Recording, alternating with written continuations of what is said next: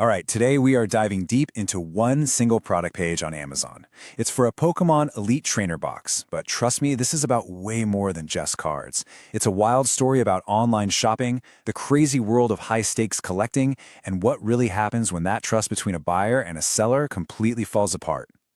And we're starting right here with this one-star review. This isn't just a complaint, It's like a warning flare shot up by a buyer who got burned. Resealed. Missing promo card. These are the keywords that set the stage for our whole investigation. So what is really going on?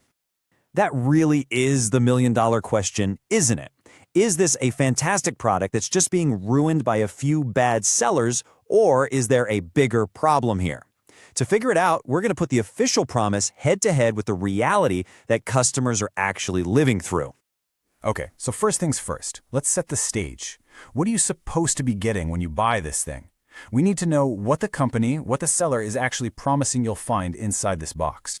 So, officially, this box is absolutely packed. You're promised 9 booster packs. And let's be real, that's the main attraction. Plus, you get a special full art Eevee promo card, sleeves for your cards, energy cards, dice, the whole shebang.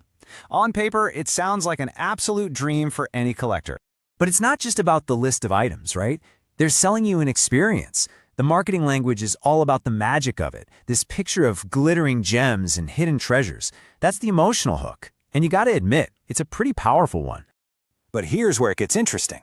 Before you can even get your hands on all that promised magic, you hit some pretty serious speed bumps right there on the Amazon page. You might see this message and just kind of scratch your head. No featured offers available. What does that even mean?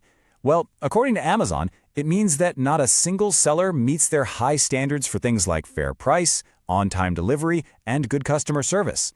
I mean, that's a pretty major red flag, and you haven't even spent a penny yet.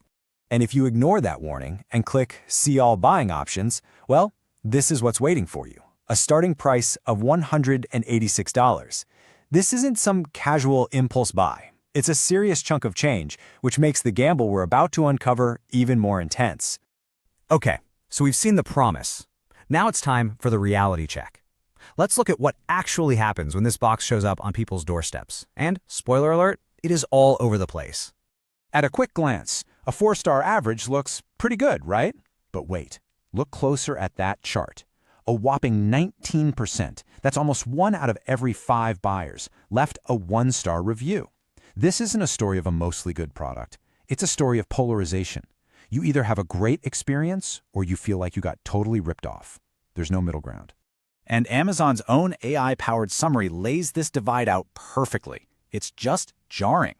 For every person praising authentic Pokémon cards, you've got another one calling it an actual scam. For every review that says great value, another one says the card packs were opened. It's 2 completely different realities in one review section. And the absolute biggest battleground here is the seal. In the collecting world, that factory seal is everything. It's the proof that what's inside is untouched. A resealed box, on the other hand, is a collector's worst nightmare.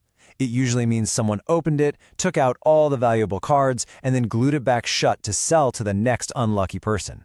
And here is the money shot. When you look just at the reviews that talk about the seal, the story becomes crystal clear. Reports of damaged or resealed boxes outnumber the good reports by nearly 3 to 1. That's not a coincidence, that's a serious recurring problem. And this right here, this is what that worst-case scenario feels like. This person paid almost $200 for a box that was allegedly gutted of its most important part, the booster packs. All that hype, all that money, for what ended up being a box of stuff worth maybe $5. It's just brutal. So what do? I mean, it's pretty clear that buying this thing is a huge gamble. But if you actually dig through all those angry reviews, you start to find some clues. There are ways to be a smarter, more careful collector in a market like this. Let's run through a quick checklist. Number 1, investigate the seller. Don't just look at the product, look at the person or company selling it. What's their feedback like? Number 2, read the recent reviews. I can't stress this enough. What happened last month is way more relevant than what happened last year. 3, know the signs of a resealed product before you buy. Learn what ripped plastic or weird glue looks like.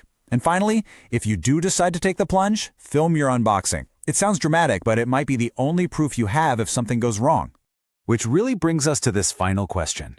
In a market this crazy, where the promise of finding something amazing is matched by the very real risk of getting a box of air, you have to ask yourself, is the thrill of the hunt worth the gamble you're being forced to take?